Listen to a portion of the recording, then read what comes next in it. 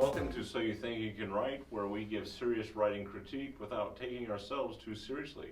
My name is Lindsay, and with me here today is Janette, Rallison, Melinda Carroll, Brock Booher, and this episode is sponsored by Writers Clearinghouse. Visit them at www.writersch.com. Okay, and the way it works is Janette today is going to read a first page submission, and the rest of us are going to pretend we're like agents and editors, and if at some point we would stop reading, we're going to hit the buzzer, and then explain why we would stop reading the manuscript. Okay. Dr. William Riley walked slowly into the ballroom, wondering with chagrin why he kept coming to these events. The season was no longer in full swing, yet here he was at a country ball located not too far from his family estate.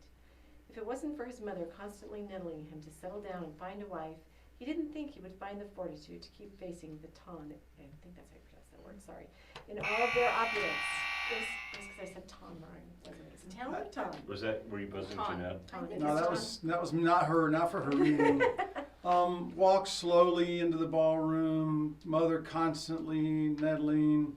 It's just, again, it's very passive for me right at the beginning. I'm not a Regency romance. I know it says, she didn't read it, but it says 1814, so we know the date, so I know, okay, it's Regency romance, so I know what I'm getting into.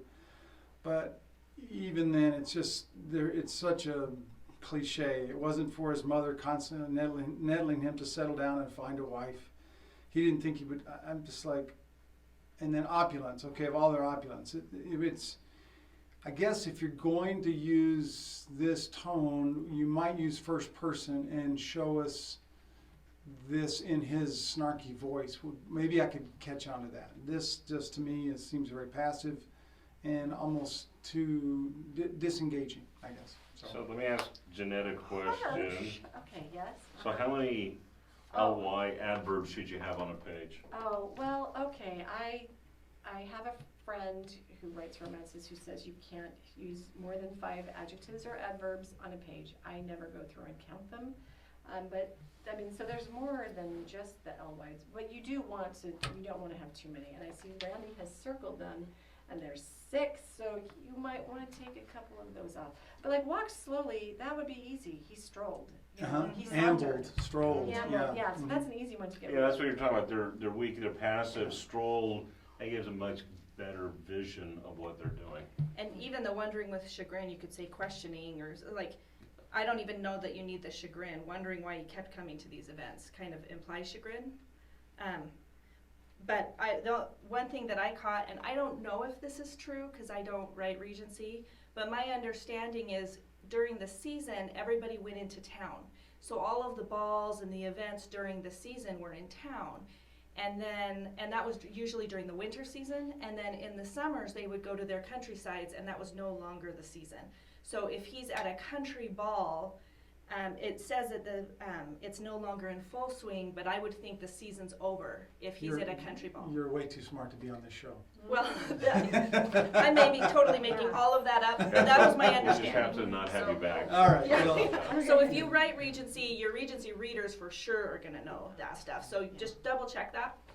but an oaf like me, I'm like the doctor. I just like. Why am I here at this ball? I'm imagining him hot. I'm totally invested. Well, then keep going. Keep Okay. going. It wasn't that he was against marriage. In all actuality, he very much wanted to find the right woman and start a family. He just didn't know where to find her, and searching amongst all the feathering and fluttering of society's finest didn't seem to be getting him anywhere. There didn't appear to be a young lady within a 100-mile radius that could converse with him longer than 2 minutes without tittering over something he'd said, whether he meant it to be humorous or not.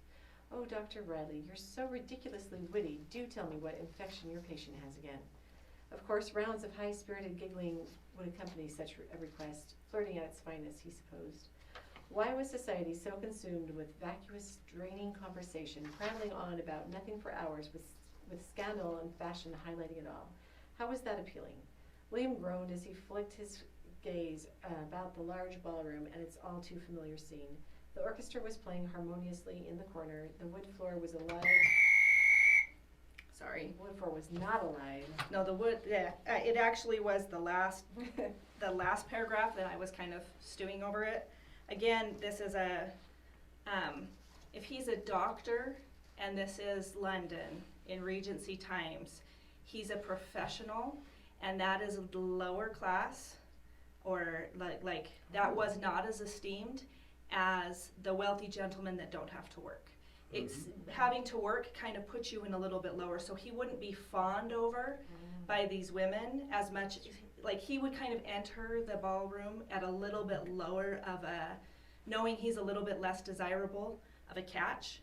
So unless there's a reason, like pickings are slim, or it's the end of the season and everybody's already been snatched up. Or like, he has a rich uncle that's going to leave him some money, and they all know it yes, now. everybody knows he's coming into this big inheritance, but unless that's the case in Regency, he wouldn't be the one being fawned over. Or he's just happens to be extremely handsome. But he's ridiculously handsome, funny, right? you know? So then they would Funny. maybe he Witty. would. Then his feeling would be, oh, all of these women are flirting with me, but they don't really want me. That's They true. just like me for my looks, but they would never want to marry me or Yeah. whatever. I don't So, mind being liked for my looks. I'm okay with that. but yeah, so that's just I'm not a Regency writer, so I'm not 100% sure on these facts, but I read a lot of it, and I'm pretty sure there's a few things here that aren't quite hitting the mark. So just make sure you're doing your research. And we know, because we're friends with Sarah Eden, those romance readers, They know. they are vicious in their emails. Like, Yes. yeah. It's like You don't wanna Western. mess with It's like them. Western readers. Yes. Oh, you better know Yes. your stuff. You're gonna write a Western It's novel. it's Yeah. such a highly I can't like They have stylistic way Yes. thing. Yeah. They know their stuff. And They if you really do. break that, they're Yeah, and also Donna Hatch is also a friend of ours, and both of them, I think, said they took about 10 years studying the Regency period before they started writing, which is why I will never write Regencies, because I don't have an extra 10 years sitting around to do that. So, okay, anyway, let's William get back to Ground. this and stop talking about my life. Where I think you were at William Ground. Okay, William groaned as he flicked his gaze about the large ballroom and all its too familiar scene. Oh wait, I went back there. The orchestra was There you playing go. harmoniously in the corner. The wood floor was alive with crystal chandeliers gleaming on its polished surface. Several large windows accentuated the room, where delicate white curtains billowed softly from a gentle breeze. Okay. I just want to point out that I'm really proud of myself that I did not mark this for being a romance. No one died on the first page. Going soft on me there, You Randy. know, it took a lot of restraint on my part. Okay, so good things about it is I think we've started with, we know this character's problem. He's looking for a wife, and he hasn't found one, and I'm expecting him to find some cute little, country miss that's awesome and has her own problems on this. So, He doesn't want a woman like that. He wants a woman that can carry on a conversation. right. He said well, that. Well, right, but no, he's against all those fluttering, feathery, finery people. He wants just, our heroine who's going to be like Elizabeth Bennet. See, Yeah. this to me, there's a lot of things I don't like about this, and I buzzed it early. But the character is actually one of the things I do like. This character is interesting to me. I almost think you should go back and write it in first person and watch a few episodes of House, and before you do, and then write this as if this is Dr. House in this scenario, and I would love He that would not scene. make a good He would not romance be hero. He would be awesome. this is Darcy. And so unless you introduce something like unique. this personality is So far. Darcy. So yeah, you have to kind of introduce what makes him different than Darcy, because everybody's familiar with that. Okay, and also I'm going to say, so in a romance, you have two characters who have goals, and those goals come into conflict. Can you edit that out? No. Nope. Not It's a new necessarily. word. Conflict. They're conflicted. He's conflicted about editing it out. Those goals come into conflict. And hardly ever does it work to have a character, their goal be, I want to find a wife. Because that would seem like a really easy goal. So he meets her and voila. Have you ever tried to find a wife? It's pretty hard. Yeah. Just saying. Okay, but real life is never fiction. So if that's his only goal, and then he meets her, then there goes all the tension. So I would maybe start. Does he have other goals? I would maybe start with that instead, or maybe start with the heroine's point of view when she meets this guy. I don't know. I guess it depends on what her goal is and where this is all going. But that was my advice anyway. I'm not as good with romance So Just ask your wife. She'll tell us that. No, my wife is much less romantic than I am, so as hard as that is to believe. It does establish the character fairly, it does, the character voice is good, and we definitely know the story goal, or at least a goal at the beginning. I mean, so nice job on that. We get a sense of the period, so a lot of the things are done correctly with this. But what makes this guy stand out, I think, Melinda, you were talking about that. I mean, that is so important. Why is this character and this story worth reading? What is so different about it that people are gonna pick it up and not think that it's a rehash of something else? You know, and I don't see that here.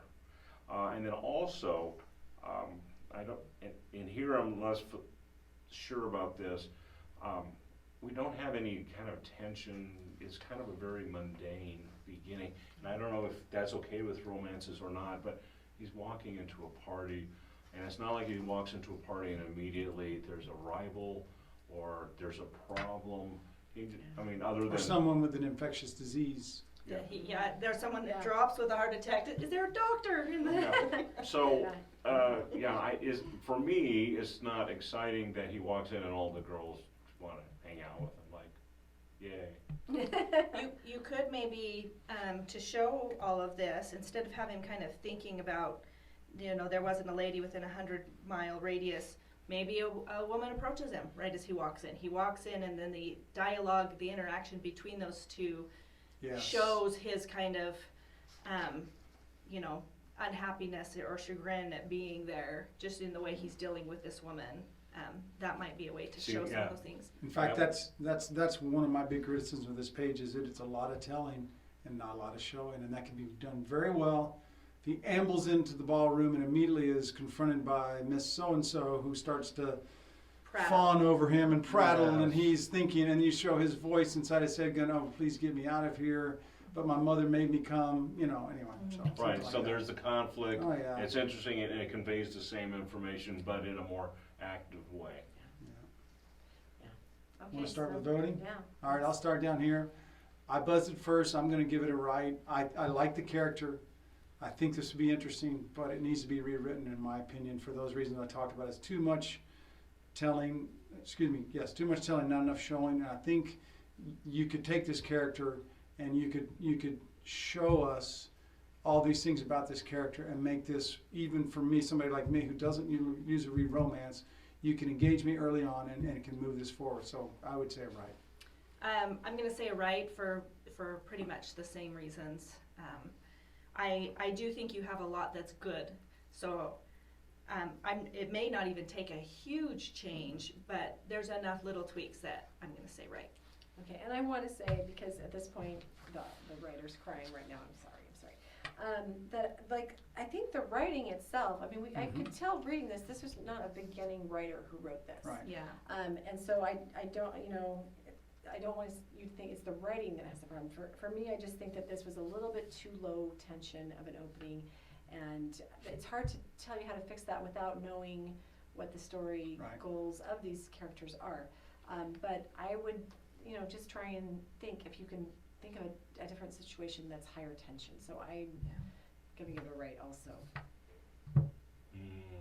I was thinking of giving it a set because there was a lot of good things there. Don't let peer pressure sway you. Yeah. You could just tweak this and still make it work too. I was kind of swinging between those two for that reason. It is well written.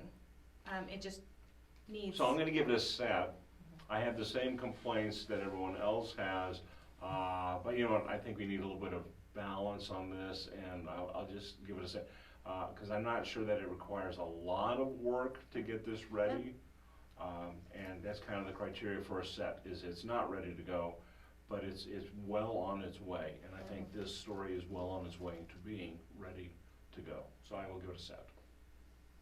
Okay, that's it. So please leave a comment if you agree with us, disagree with us. If you have Regency facts you want to share. Yes, please do. We Because don't know if we Melinda's got it wrong. I because could Melinda's the totally only got it expert on wrong. the show. And I'm not an expert, so we're in trouble. All right. Watch some episodes of House and then rewrite this. I bet it'd be really good. All right, and then don't forget to subscribe if you haven't already, and tell your friends. We want more people watching. Oh, wait, I want to put more thing. Donna Hatch on her blog has all sorts of Regency Oh, yes. facts. So Very, Yes. very for good. any of you guys out there who are interested in reading, writing Regency, then go look at her blog because she has stuff on Tons there of from research. underwear and Christmas traditions and Underwear? Yeah, Wow. there's always Regency. Did you just say underwear on our show? I did, Yeah. and in the She did. Regency, like it would have been like what shifts, camisoles, I don't know. I- Beats me. Petticoats. But I she don't would know. know, so you could go She to would her Yeah, blog she and would find know. out. I know. Donna knows underwear. Sorry, Donna. I can appreciate that. Plug for Donna. Okay, sorry, Randy, continue. So Just hijack this. until next time, get ready. Get set. Right. All right, I hope you guys enjoyed the episode. And don't forget that we have a new sponsor this year. Our friend Ben Grange with Writers Clearinghouse is offering all the prize support for this year. And the winner each month will get a first 10-page manuscript evaluation for free. Yep, and then the winner of the full year is going to get a full manuscript critique Wow. from agents and editors, guys. These are top guys. That have worked in the industry and really know their stuff. I mean, that's big. Okay, and then you can find out more about Ben Grange and the Writers Clearinghouse at www.writersch, as in clearinghouse, writersclearinghouse.com.